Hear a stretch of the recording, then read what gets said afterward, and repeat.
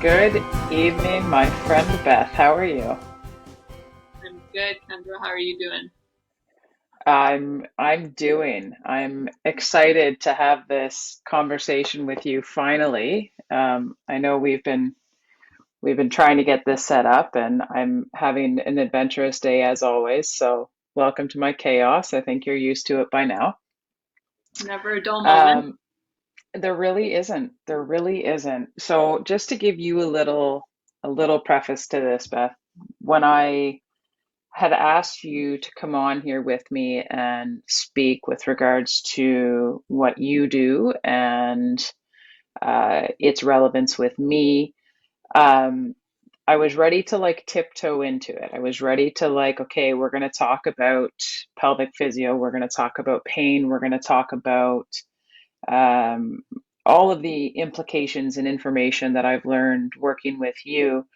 And it occurred to me this morning, and I obviously haven't spoken to you since this morning, so surprise, that, there's just in my journey so far with the community that I have and everybody watching, a lot of the value that I have and a lot of how I can help people is really just being honest about my journey. So we're really just going to strip this back and talk about first about what you do because it still fascinates me and amuses me to some level only because there's no other word to deal with the potential discomfort that comes with what you do. And then I really want to kind of no holds barred just dig into my journey with you and where we're heading and what that looks like.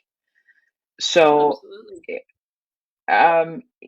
um, first off, I mean, is there a simple explanation? What is pelvic physiotherapy? Yes. To keep it simple, the pelvic floor is an area of muscles just like anything else in the body.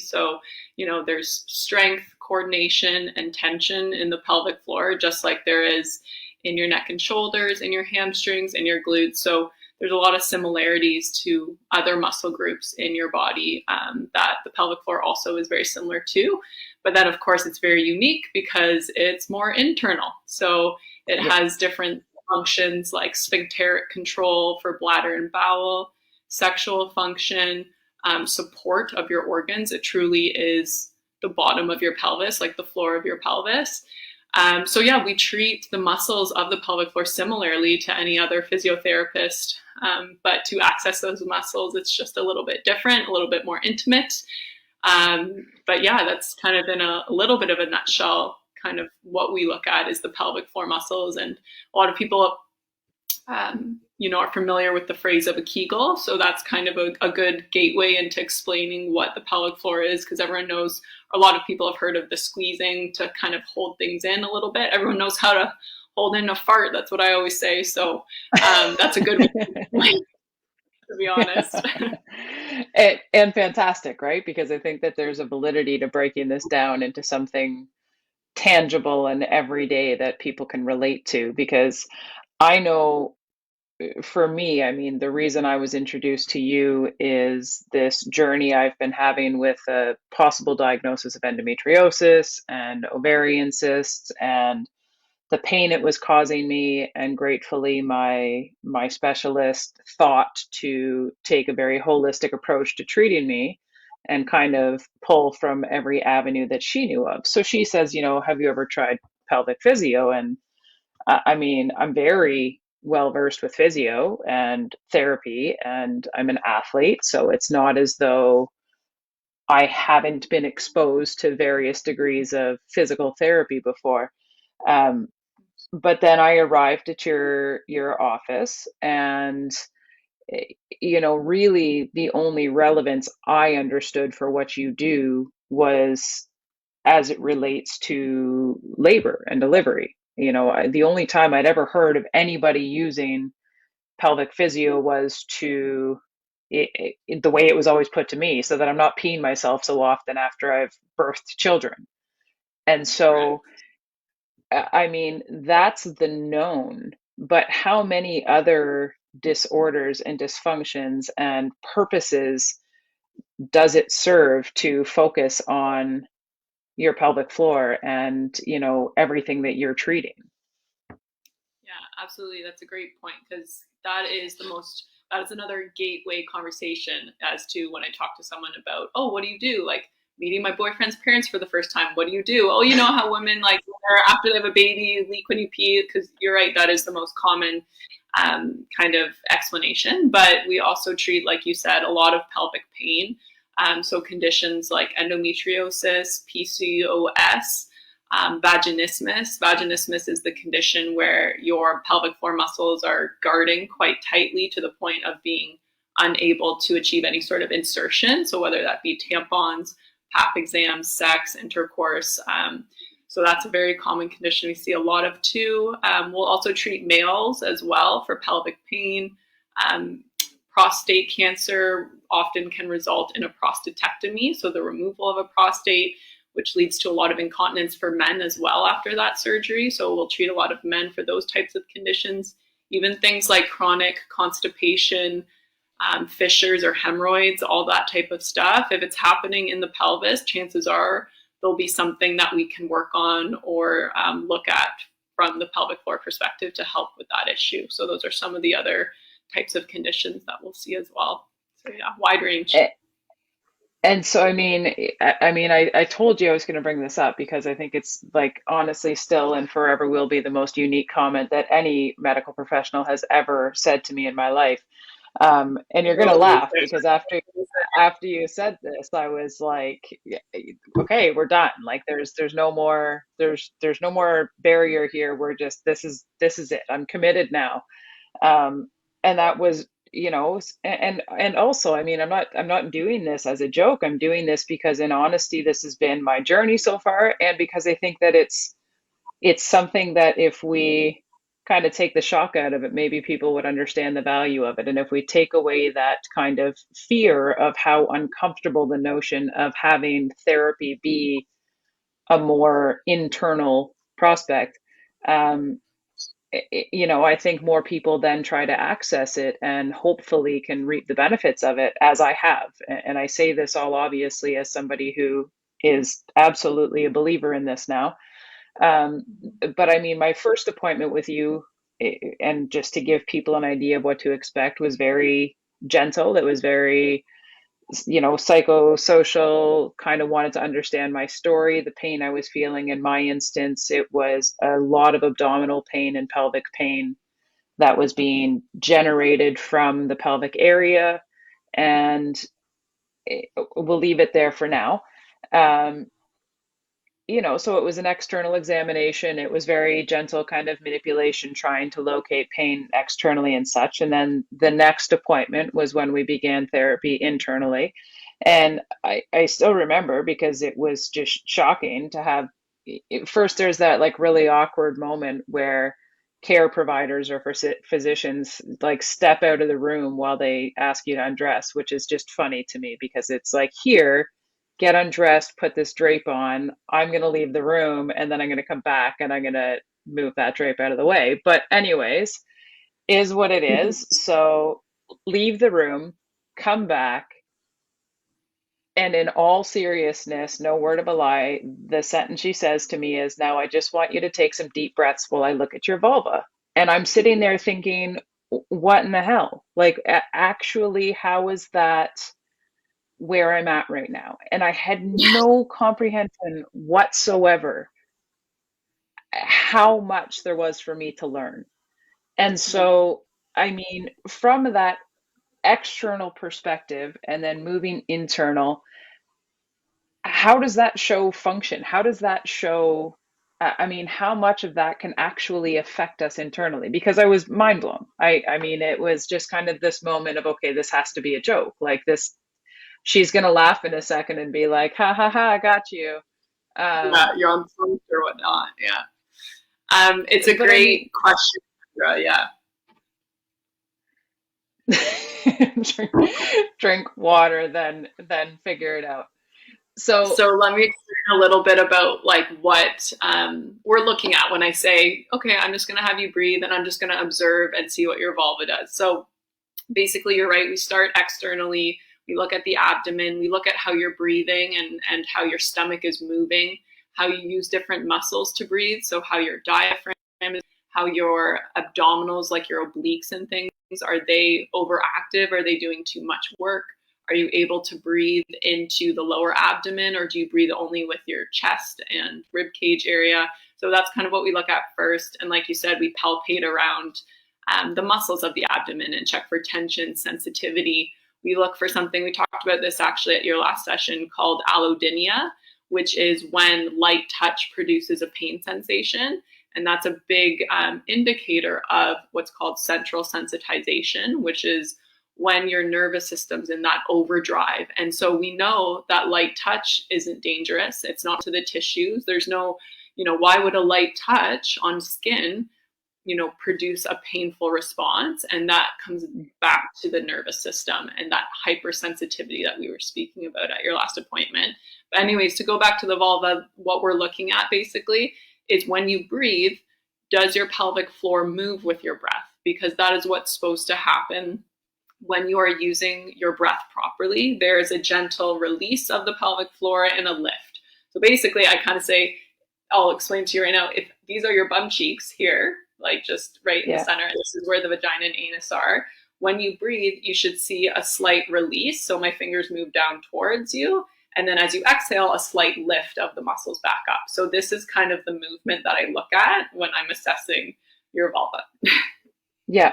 And it's, I mean, again, like it's something that we're inherently made to giggle at because it's like uncomfortable and whatever. But at the same time, as somebody who has now been working with you for a couple of months, I have learned more about my body and how it functions and the effect it has in the past couple of months, just with you explaining to it in a way that I hadn't really ever, in a perspective that I had no reason to look at myself before, which is why I'm bringing this up. I'm not looking for comedic value here.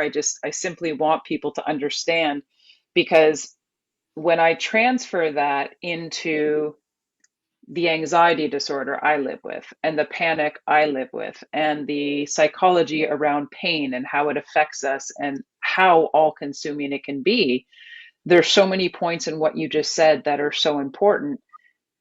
And it comes right down to something as simple as, am I breathing properly? Well, if pain, for whatever reason, is changing my breath pattern, then I already know I'm causing myself issues, because I know from a psychology perspective that if I'm not controlling my breathing and my breath's not going where I need it to, I'm causing myself a whole other set of problems. And so the fun part of this is Beth has managed to um, offer me an assurance through this therapy that I haven't gotten anywhere else so far in the past 6 months, which has been incredible, because through pelvic floor therapy, you're able to trigger pain that feels so generic to me. And in doing so, you're reassuring me that there's an explanation for where that pain's coming from. So uh, one, I think that there's a huge validity. And if you're dealing with any of the conditions that Beth just mentioned in terms of generating pain and things that pelvic therapy can be useful for, absolutely, I think this is an avenue you should check out. When we come into my instance now, I'm interested a lot in exploring this, because I think a lot of the people that are part of this community and follow me, there's going to be a lot of people who deal with the same types of issues that make it potentially a little more complex in terms of being able to separate what is the real physical cause and how much of this is my emotional state and fear and worry starting to play a part in this. So, first off, is it common? Is it common for people who are dealing with pain?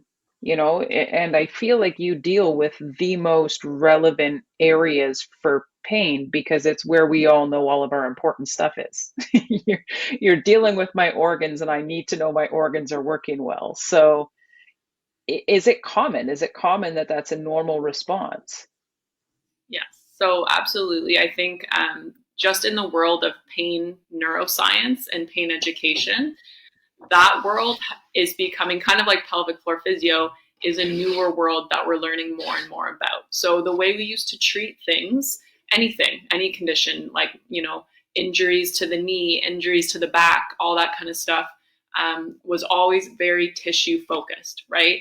Go to someone, get your treatment done, they'll fix you, and your tissues will heal, and then your pain will be gone. And what we are learning and what's in the research and evidence more and more every year that we're seeing is how much more complex pain is and how much more of the psychosocial factors are incredibly important and how much they drive pain. So usually what happens, it's very easy to understand pain when you roll an ankle, right? There's tissue damage, there's Yeah. inflammatory response, the pain is to protect you. But that tissue heals, right? There's a normal tissue healing phase that occurs. And after 3 to 6 months, after a sort of injury or something like that, that pain then starts to become, if it's still present, starts to become more sensitized related rather than tissue related. So more nervous system related, because of the changes to the nervous system, because of the fear that that injury might have created. Right now, there's fear to jump, there's fear to exercise because of that injury to the ankle. And so there might be ongoing pain past that 3 to 6 months, but we know that a lot of that ongoing pain might not necessarily be full on tissue related. I'm sure there's a piece of it, scar tissue and whatnot, but Yeah. it starts to change kind of the longer that you've been in pain. So the whole approach to treating persistent pain, which is classified as more than 3 to 6 months of pain, is changing. We're moving away from just, oh, we'll release this muscle and then it's going to fix everything.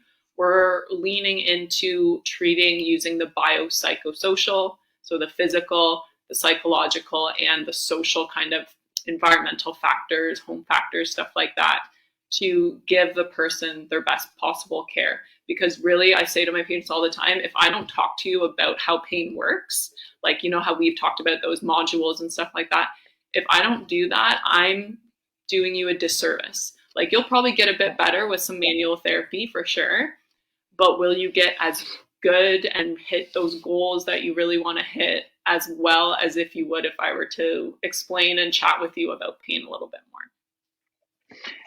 And so, I mean, I'm an open book when it comes to this community, and I made the decision this morning that we're going to do this getting me back on my feet and back out of my head very publicly with my community. So I'm not holding back anything here. So when I came to you, we were very much dealing with the potential what if of endometriosis and ovarian cysts. That was kind of the diagnosis we were working with and where we were at. Over the past 6 months, that has been my big question mark. And so then kind of through my own frustration and through my own process, certain tests have neither confirmed nor you know, changed or given me any solid medical answer as to unequivocally, this is what's causing your pain, which is very difficult for me because for me, as somebody who lives with anxiety based and fear based thoughts around illness and thoughts around the potential of certain illnesses, I mean, Beth has heard me question whether or not I've had cancer at least 40 times in the past 2 months, um, and graciously has not sent me away yet. Um, and, and I mean, in so honesty, that's where I got to. I got to this place where not only am I battling the fact that I have physical pain being generated by possibly this thing, but I have this even bigger fear of what are we missing and what's actually causing this. And that keeps moving me backwards. That keeps increasing the pain. That keeps decreasing my value of life. That keeps decreasing my ability to do the things that I need to do to stay healthy on a daily basis. And so this is where we are now. We're at this point where quite literally the physical pain I'm feeling pales in comparison to the pain that is being created by this fear and that is being created by my nervous system. And I'm hoping, because you know that I did all of my homework and watched all of the modules that you asked me to watch, I'm hoping you can. I ev- Everybody that is watching this right now knows well enough to know to expect that of me. So I'm sorry. I'm getting through them, I promise. Um, Believe you. but can you explain better than I can is the answer. Can you please explain what we're dealing with me now? What's my issue? What have I done to myself? What has this created? And what do we now have to do to get me out of this place? Also, knowing that I'm like 90% sure.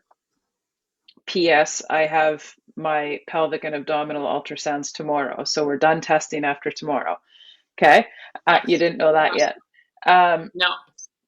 so we're like 90% sure I have a hemorrhagic or endometriomic cyst on my ovary that's causing pain. So that's like this little piece of the equation. But what have I actually done to myself? And can you please explain that to everybody so they know what I'm up against now and what you're up against because you're part of the team now. So Yeah, what did I do? absolutely. So you've done a number. No, you're good. Yeah. So Yes. the fear, tension, pain cycle is what I talk to about with a lot of clients. So the fear of pain, the fear of the unknown is more of your concern, Kendra, of the fear of what if this is something more? What if we're missing something? And that's a very real fear that you're allowed to have. It's your health, right? Um, Yep. but when that fear becomes so dominant, it results or leads to tension in your body. It results and leads to up regulation of the nervous system. So the nerves become sensitized, the muscles become tense. And what starts to happen is that your threshold for what tips you into a flare up or into pain starts to, your baseline starts to approach your threshold. So it's kind of like, if your healthy nervous system was hanging out down here, right? Once you add in the fear, the anxiety of all of that, your threshold, or sorry, not threshold, baseline starts to hang out more around here. Your threshold for pain is just above your current activity level, if that makes sense. So you're kind of hovering just below this pain threshold. So it doesn't take very much for things to be tipped over into that pain threshold. So meaning things that wouldn't, aggravate pain for a lot of people, aggravate your pain because of that change in your nervous system activity level. So, you used to run, you're a good runner, you're a natural athlete, like you can run. I know you've told me these speeds and stuff, and I'm like, that sounds like Olympic level, but whatever. But, Far from. but now you run 2.5K, and that puts you into your pain threshold. That flares you up because your nervous system's already just under your pain threshold level. So it doesn't take much, only a 2.5K run, which is a lot for some people, but for you, not very much. 2.5K run, or just not eating that well, or not getting as much sleep. Those little things that, in the past wouldn't have caused issues or don't cause issues for a lot of people, they can pull you into a flare up, pull you in past that pain threshold and cause issues there. And then, of course, it just cycles, right? So then you have pain, which causes more fear, more tension, more pain, and it just cycles and cycles and cycles. So what we've talked about and trying to work on is finding a level that allows you to hover just below your pain threshold, right? So we talked about graded exposure a little bit, where for you, you're an all or nothing person, right? You're like, which I'm really good at. yes, yeah, that's something you have a strength in for sure. So you talk about you haven't done yoga for months or something like that, and then you and Yeah. your partner at work do a session where you're doing all these vinyasas, where you're going from down dog to up dog, doing all this stuff that feels good in the moment, but because it was too much for your nervous system, right? Your nervous system isn't used to being taxed in that way, puts you over the edge, flares you up. Now you're probably not going to want to do yoga anytime soon after that because of that fear flare, that pain flare up. So we talked about graded exposure, which is finding a balance where, okay, instead of doing a 45-minute power flow yoga, can we do a 15-minute restorative gentle yoga to start to keep you below threshold? So that was kind of our conversation we had recently, was about graded exposure. And that's what led us to our conversation about a running program that I'm putting together for you, where we ease into your distances, because I know you have some goals coming up for that charity event, as well as a half marathon, I think you said, in the fall. Is I that right? didn't mean to though. Yes. Yes. It's a It was an accidental commitment that I'm using these commitments as my motivators, which is actually very useful for me. And so I love it when I love like this whole live presentation of Kendra doesn't do her homework and she's just burying herself right now, which is so true, which is exactly why I've chosen to do it this way, because I think that there's so much to gain from this, because I think so many people that live with chronic pain, it's so difficult to find the validation in that cycle. It's so difficult to find the validation because, with something as vague as pelvic pain, with something as vague as you may be dealing with a condition that may or may not be spread throughout your abdomen, may or may not even exist, but for whatever reason, you're feeling this pain.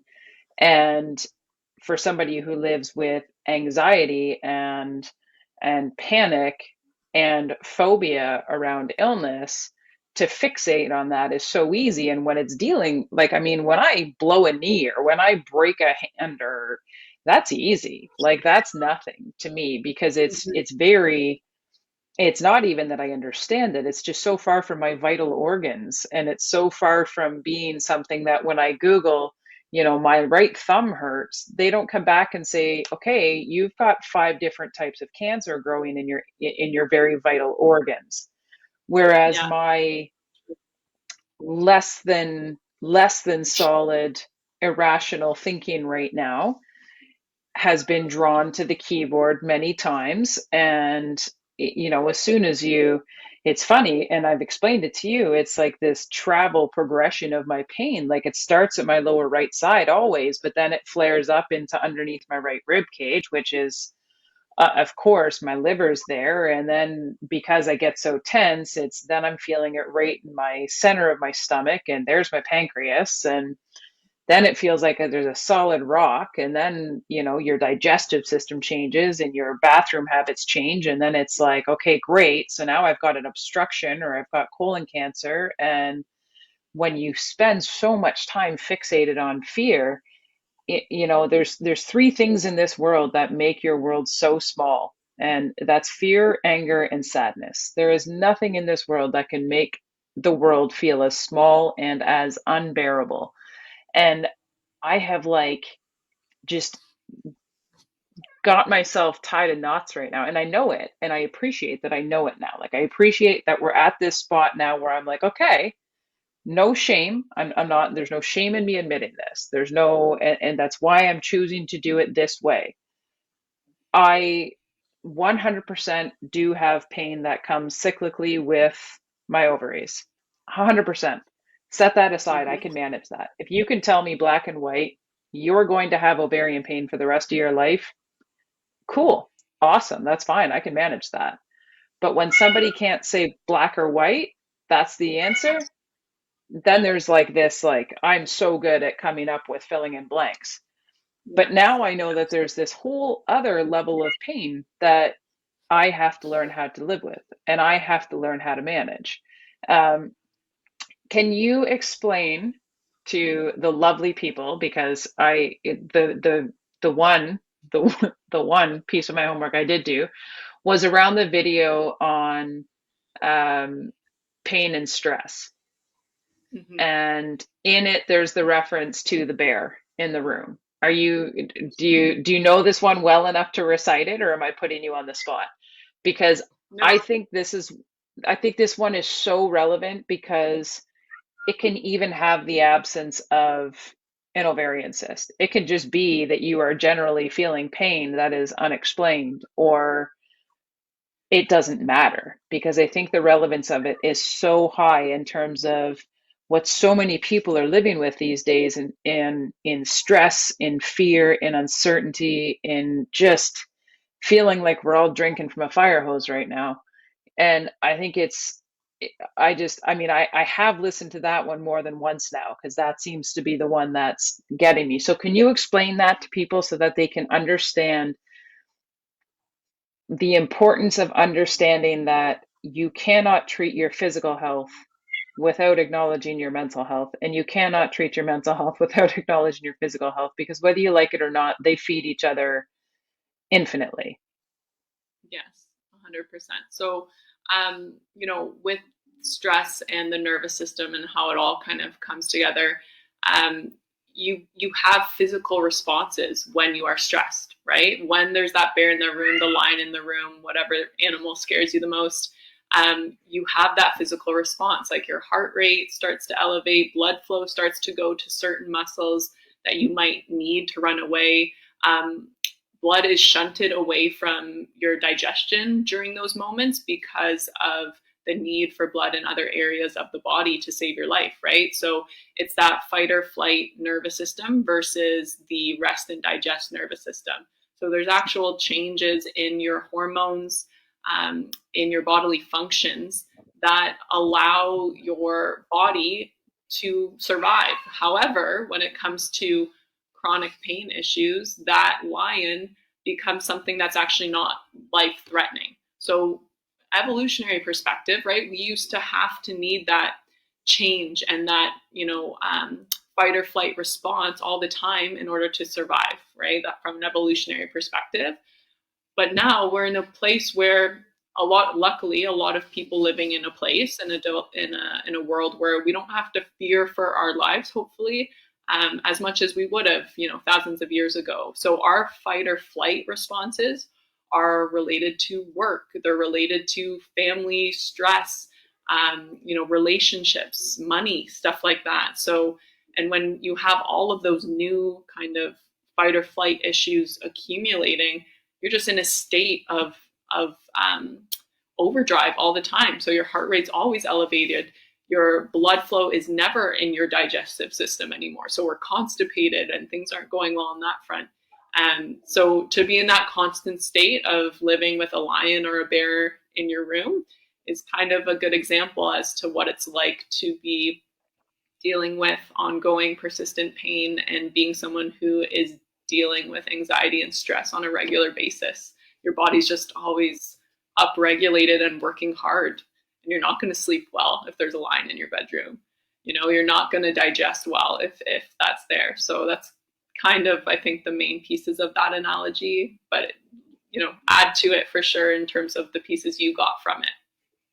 Yeah, well, and I think the thing that it just it fascinates me and it's intriguing, and I want to say it in as many ways as we can, because I think it's relevant to so many people, and I want to make sure that we kind of hit on it in every possible way, because I know that for me, so in my journey, there's kind of these pillars, these foundations that I have in place that help me to stay in a place of recovery. And I mean, it's really, really probably pretty difficult for you to look at me right now and be like, hey, she's like the pinnacle of knows how to live with mental health, because I haven't really been my best version of myself in your office. Um, but that being said, I mean, nobody else for the past 6 months knows that I've been living with this. And this is again the issue, right? The issue is it's one thing to live with a mental illness that you feel the need to tuck away so that you can be functional in real life and then manage it on your own. I'm blessed because of what I do. I'm able to live with it out loud and not have it affect me negatively. Um, but I've learned over these past 6 months, because chronic pain is not something that I've ever had to deal with. I've always been somebody who deals with physical pain very in stride. I mean, I played 3 hockey games on a broken ankle. I've done, these things don't really bother me, because as long as I can place it, psychologically I can push through it, which enables me to push through it. And this has been like the perfect worst case scenario for me of combining all of my fears with me already run down and already stressed and already dealing with life at a not ideal time in the world, a newly diagnosed son, with a complicated chronic illness that's been a learning curve. So just this constant stress on stress on stress.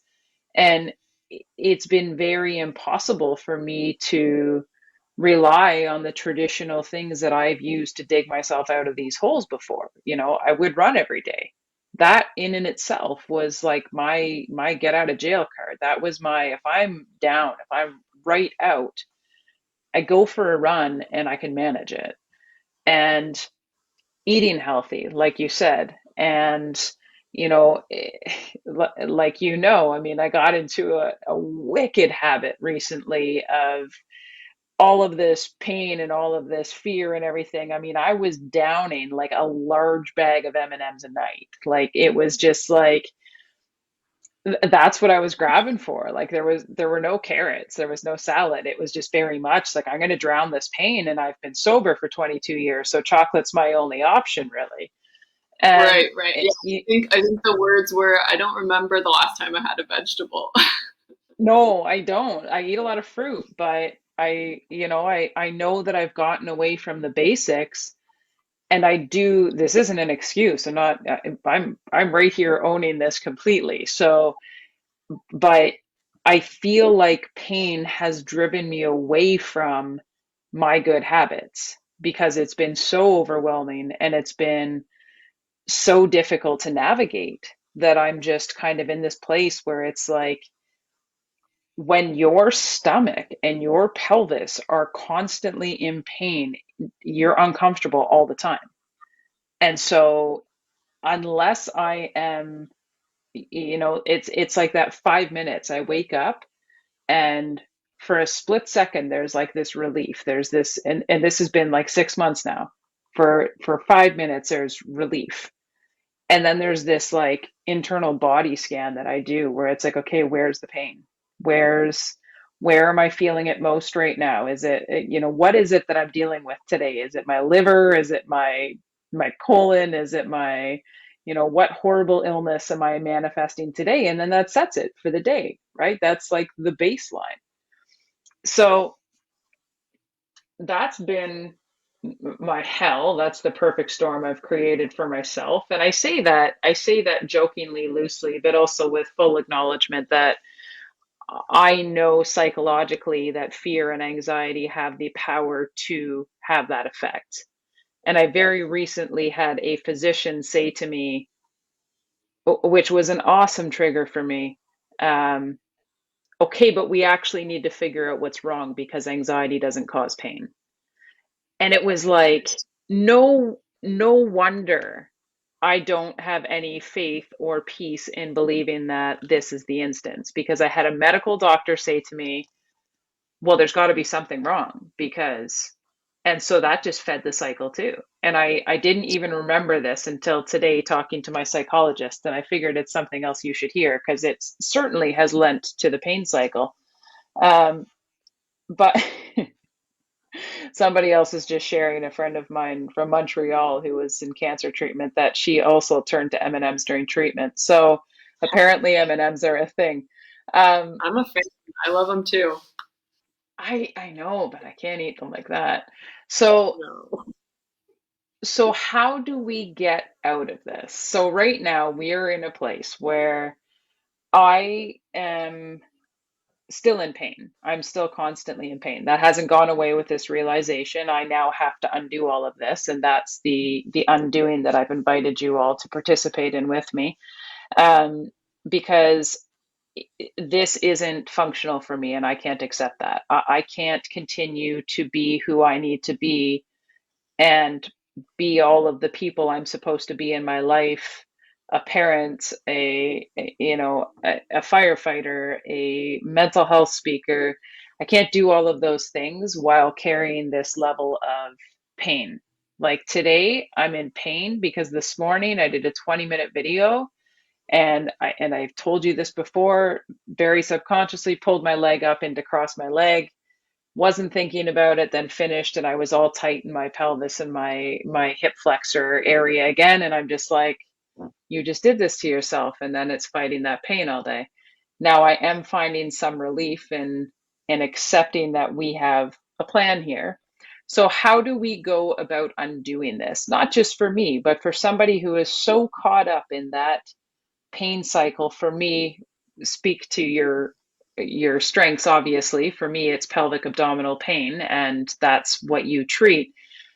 How can you undo this? Can you undo this? If somebody's living with chronic pain, especially manifesting abdominally, which I think is common from what I'm starting to learn, um, what steps do we take now? How do we do this? What is the hell that is in store for me in terms of undoing all of this? And how do we get me to a place where in the month of May I'm running 150 kilometers, like it or not? So I'm either going to kill myself doing it, or it's going to be a great experience in working through this, which is my hope, and it's my real hope because I've now invited everybody to watch me do it. Um, how do how do we fix this? How do you break down these layers? So, first and foremost, we don't want to negate the physical stuff. So, as always, checking in, working on your stretches, your breathing, your tension. That's always an important piece of the puzzle. That's the bio part. Um, the most important thing, and we've kind of touched on this briefly, is putting you in situations where you're going to start to have more success, right? So situations where, and that's what I'm hoping for with this graded exposure approach, where we start small and we build, because just like fear, tension, and pain cycles on each other, so does successful events, right? You all remember a game that you were playing and you had a couple good plays or saves for you, Kendra, and that just drives you. You get more confident, and then you start playing better, and then you get more, So same concept with someone who's dealing with persistent pelvic pain issues is we have to create scenarios where they're going to have more success. And that's with starting, like we talked about, starting small and building on it. So that's why we're going to discuss like a 1 to 2 kilometer run to try first. Build on that, 500 meters, increase by that, et cetera, so that we can have some small wins there. The other piece too is that is going to be, sorry, the cat is going crazy over here, so I apologize if that's You so did weird. just get home from work. I'm sure they're happy to, Yeah, I'm sure your yeah, cat's really happy to be ignored as soon as you come home from work. yeah. He's like, what are you doing? He was walking up and down here earlier. I'm like, get out, and the countdown. Um, But to answer the question about what the plan is, how we get out of this, you're doing a lot of it right now with education. Like that's such an important piece of understanding why you're feeling the way you're feeling, right? Because so much of what's driving your pain and your anxiety is the fear of, I don't know what's happening. Why do I feel this Mhm. way? So that's why pain education is such an important piece, because it gives people an explanation as to why do I have awful pain one day for no reason and then I feel pretty good the next day. Like, how does this Yeah. change in this way? Why is this happening? So that's one of the biggest tools and gifts that you can give someone who's dealing with pelvic pain is an explanation, answers, and tools to manage that. So, how do we downregulate the nervous system? How do we bring things down? How do we desensitize those nerves? And that is through some of the things we're already working on: breathing, stretching, going for walks in nature, stuff like that, spending time with a loved one or a friend. Little things like this is literally what I prescribe to patients. It's not the only thing, but it's a piece of Yeah. it, because these are things Yeah. that treat the nervous system, that make you happy. Gratitude journals. I've prescribed that to many patients where when they feel so low and just everything is, there's no positive outlook, there's a lot of negative kind of affect. Gratitude journal. Write down 3 things every night before you go to sleep that you're grateful for that day, like the sunshine or a good interaction with a stranger, just little things. So yeah, those are actual types of treatment that we are Yeah. coached on about how to treat the nervous system as well. So to answer your question, big summary of it all is we are trying to downregulate the nervous system with knowledge and with tools and with strategy. And you're right, not like we see a lot of clients who, we don't get them pain free. Like 0% Yeah. pain is not often the goal when you have Yeah. potential endometriosis or cysts, unfortunately, because it's such an awful condition to be living with. And so sometimes that's not the goal. Sometimes the goal is, having the tools to manage it, being able to do the things you want to do, and knowing how to cope with your symptoms and stuff like that. Having someone on your team to get you there, and that kind of outlook is realistically a lot of the time, unfortunately, with pelvic pain, rather than complete pain free, never feeling your pain again type of outlook as well. Yeah, and I think one of the things that's is so important and so relevant as well as in that, and what I'm having to accept and um, really kind of submit to is through that fear and through that kind of irrational focus on the what ifs and with my anxiety and with panic, um, is something that I've had to use many times throughout my journey living with mental illness, is really just kind of handing over a bit of that trust and accountability so that it's not something I'm carrying on myself. It's something where, and I had this conversation with my psychologist today, um, which is 100% part of this, which is 100% again, somebody else that I absolutely have to have on board with this process because it's such a huge role in it. But I was talking today with her about the fact that I need to just find a way to trust that everybody's telling me I'm not dying. Like, it might not be as black and white as here's the answer, which is very much a potential with pelvic pain or with abdominal pain. There might not be an answer. There seems to be that potential for an unknown cause for pain, and um, it's finding peace with that somehow. It's finding peace with the fact that unknown cause does not equal terminal illness. Unknown cause does not equal immediate emergency. Um, and that's really where I get stuck. And I mean, I'm somebody who jumps in wholeheartedly to, I'm really actually a good patient once I like finally get to that piece. I'm somebody who I will do everything you tell me to, because at the end of the day, I have to give it over to my team now. I have to give it to the people who are educated in this and provide in this and understand this in a way that they can educate me on the pieces I need to understand. But at the end of the day, nobody is urgently requesting tests for cancer because factually, as my psychologist put to me today, nothing symptomatic or data based supports believing that any of that is the cause. Whereas data and symptoms support that I am having pain because of something that's going on in my ovary that is not life threatening because they've already ruled that out. And now how do we manage that? And it's a lot of it, I think, is kind of reframing that focus and accepting it and finding some way to find peace in that. And I mean, that's the piece of the journey that I have to take care of. I can't ask you to do that. I can't ask my psychologist to do that for me. I can't ask anybody else on this team that I'm putting together to get me back on my feet to do that piece for me. But I can trust you guys in the therapy you can provide. And I can, so for me at this point, and so that everybody kind of knows where I'm at with this, um, it does a number on me in so many ways. I mean, I've lost weight because I haven't been eating because my stomach's been in pain and I'm fearful of being sick, and I haven't been working out because it causes more pain in my pelvic area.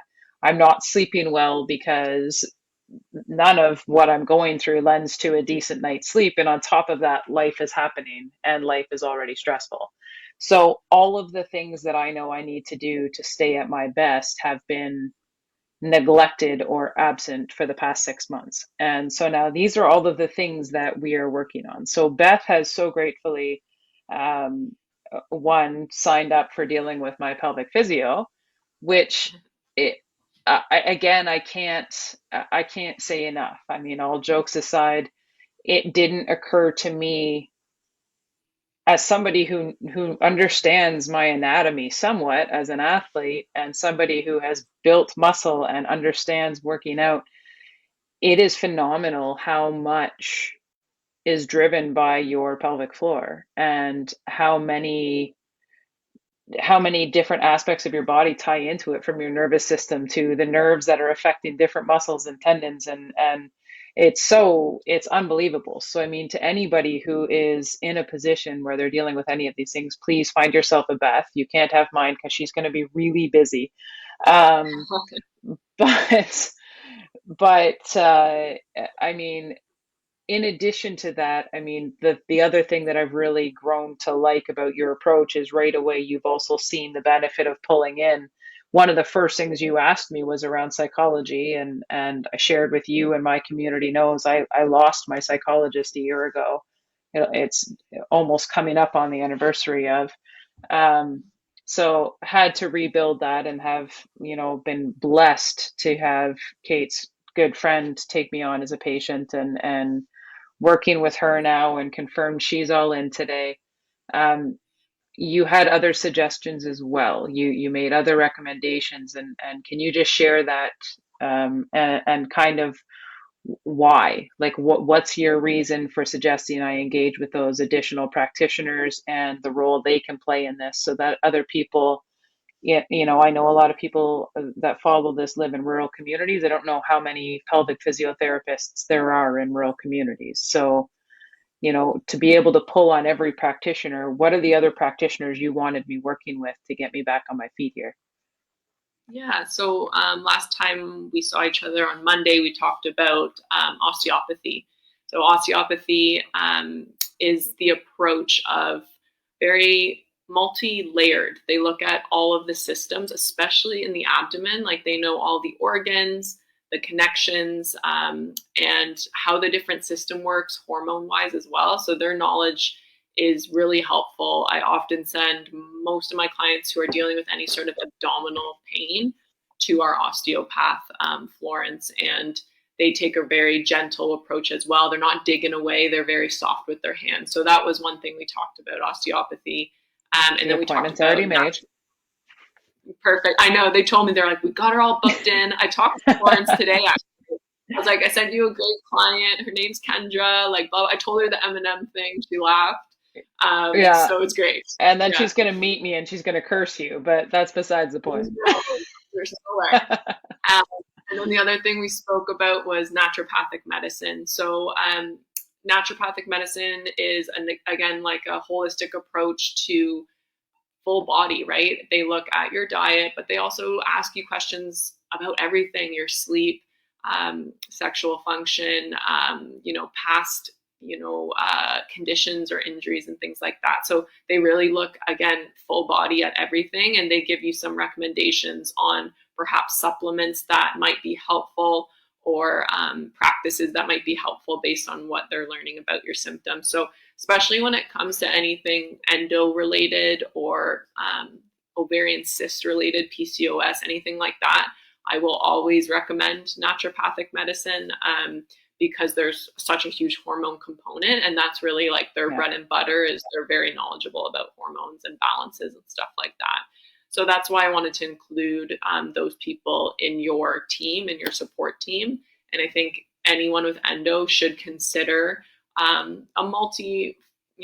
multifactorial approach with naturopathic or osteopath or pelvic, because endo is a full body condition. It's not just in your Yeah. pelvis.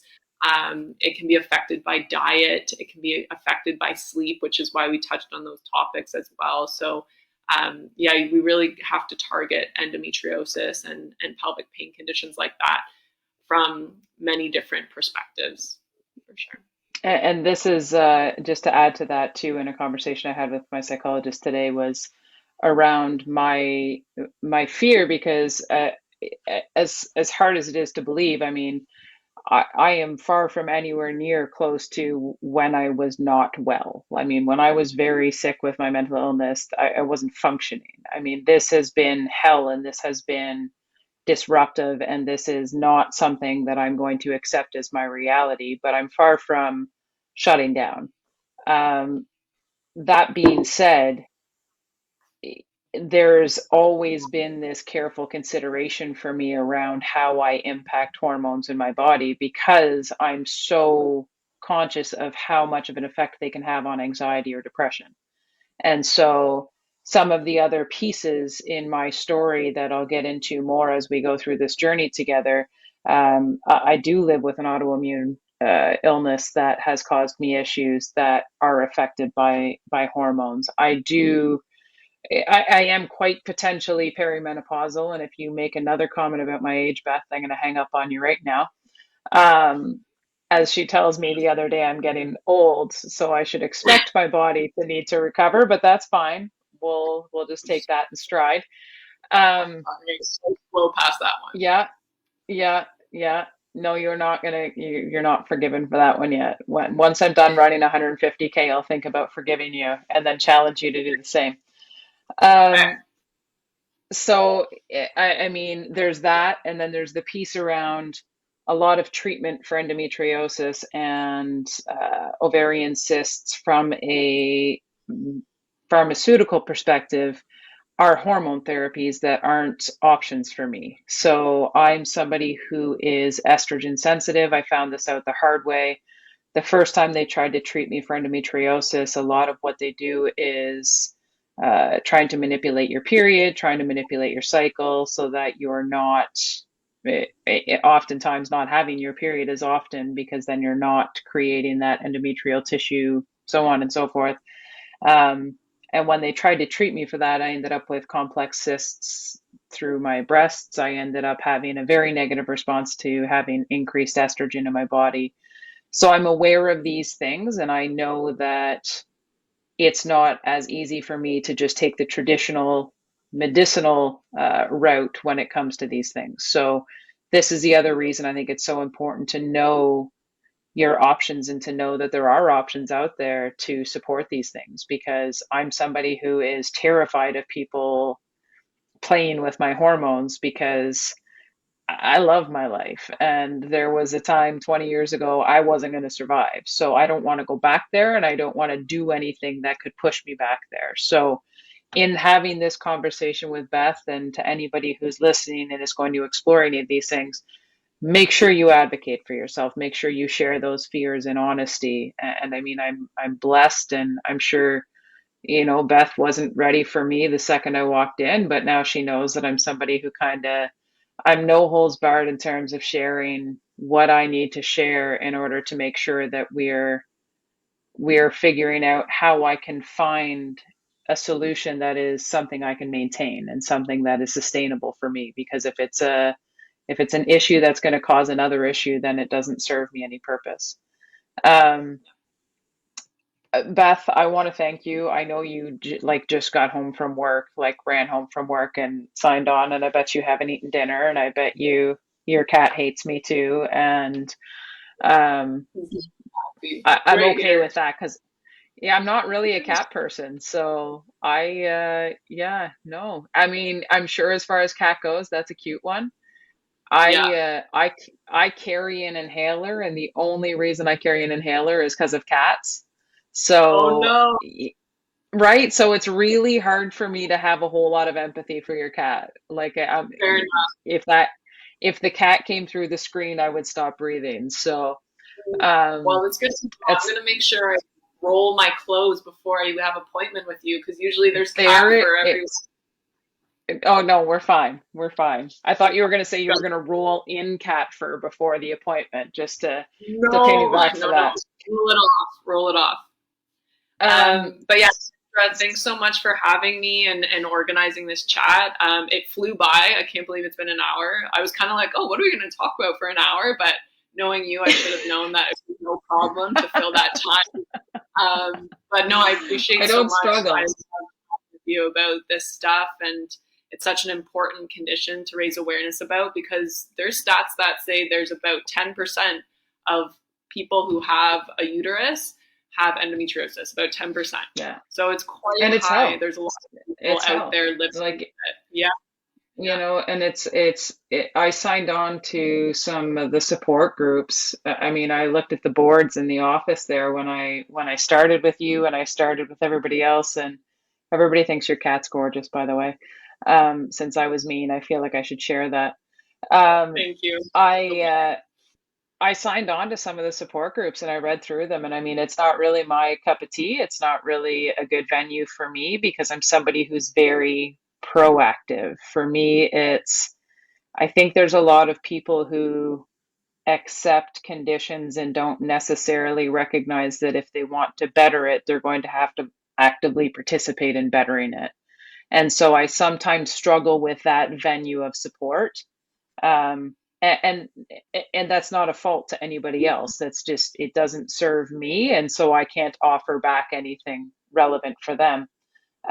But you know, reading, you know, some of the stories that these people were sharing, it's heartbreaking. You know, people who have been affected by this their whole lives, and their quality of life has just been, you know, diminished. And you know, conversations about assisted dying and around endometriosis because they can't bear it anymore. And I mean, I think that this is a conversation that so many people need to have and need to understand. And the more I've learned about it's you know, it's not a challenge I want. It's something that they've been kind of putting on the table with me for a lot of years now, and it is what it is.